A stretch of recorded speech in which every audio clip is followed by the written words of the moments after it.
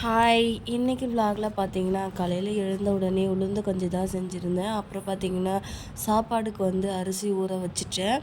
சரி உளுந்து கூழ் ஆற வச்சு குடிச்சிடுங்க அப்படின்னு சொல்லிட்டு ஹாலில் எடுத்துன்னு போய் ஃபேன் போட்டு விட்டுட்டு வந்துட்டேன். அப்புறம் பார்த்தீங்கன்னா, எங்கள் ஹஸ்பண்டுக்கு இன்றைக்கி வேலை இருக்குது. அதனால் அவரும் குளிச்சுட்டு உளுந்து கூழ் குடிச்சிட்டு அவர் கிளம்பிட்டார். நானும் பார்த்தீங்கன்னா, இன்றைக்கி கொஞ்சம் ரொம்ப லேட்டாக எழுந்ததுனால பரபரப்பாகவே வேலை செஞ்சிட்ருந்தேன். உடனே அரிசி ஒலையும் போட்டுட்டேன். பயிரும் வெந்துடுச்சு ஒரு பக்கம். அப்புறம் பார்த்திங்கன்னா சைடு கேப்பில் நானும் உளுந்து கூழ் எடுத்துகிட்டு குடிச்சிட்டு நின்றுட்டு இருந்தேன். இன்றைக்கி பார்த்திங்கன்னா என் சின்னவன் உளுந்து கூழ் குடிக்கவே இல்லை. குடிடின்னா குடிக்கவே இல்லை. பிஸ்கெட் ஒன்று எடுத்துகிட்டு வச்சுக்கிட்டு தண்ணி கேட்டுட்டு நின்றுட்டு இருந்தா என்கிட்ட. போய் அப்பா கிட்டே கேளுடி கொடுப்பாரு அப்படின்னு சொன்னேன். கேட்கவே இல்லை. அந்த கோவத்தில் தான் என்னை அடிச்சிட்டு போகிறேன். ரொம்பவே பரபரப்பாக இருந்துச்சு. ஸ்கூல் பார்த்திங்கன்னா மதியம் வச்சுட்டாங்க. அதனால தான் இன்றைக்கி நான் லேட்டாக எழுந்திருந்தேன். அதனாலே பொறுமையாக செஞ்சுருந்தேன். ஆனால் அவருக்கு வேலை அப்படின்றத மறந்துட்டேன்.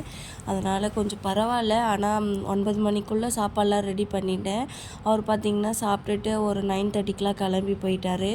அதுக்கப்புறம் பார்த்திங்கன்னா நான் ஹேருக்கு ரொம்ப ட்ரையாக இருக்குதுன்னு சொல்லிட்டு கத்தாழையும் செம்பருத்தியும் எடுத்துகிட்டு வந்திருந்தேன்.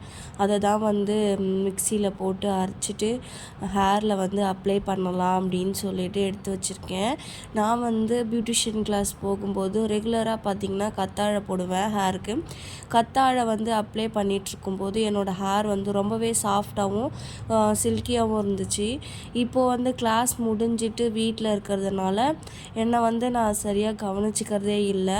ஹேர் ரொம்ப ட்ரை ஆகிடுச்சு. அதனால தான் சரி ரொம்ப நாள் ஆகுதே சொல்லிட்டு இன்றைக்கி ட்ரை பண்ணலாம், இனிமேட்டுக்கு விடக்கூடாது அப்படின்னு சொல்லிட்டு ட்ரை பண்ணுறேன். அதே மாதிரி பார்த்திங்கன்னா வீக்லி ஒன்ஸ் தான் தலை குளிப்பேன். ஆனால் நான் கிளாஸ் போயிட்டுருக்கும்போது பார்த்திங்கன்னா ரெகுலராகவே தலை குளிச்சுட்டு தான் போவேன்.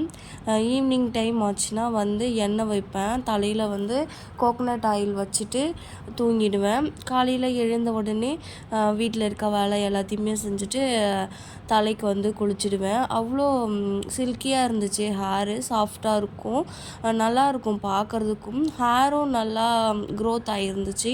இப்போ பார்த்திங்கன்னா ஹேரை நான் சரியாக கவனிக்கிறது இல்லாததுனால நிறைய ஹேர் ஃபால்ஸ் ஆகுது. அதனாலே நான் இன்றைக்கி ட்ரை பண்ணியிருக்கேன். எப்படி இருக்குன்னு சொல்லிட்டு ரெகுலராக யூஸ் பண்ணிவிட்டு உங்களுக்கு நான் சொல்கிறேன். அப்புறம் பார்த்திங்கன்னா அந்த ஆயில் பார்த்திங்கன்னா வீட்லேயே நான் ரெடி பண்ண ஆயில் தான்.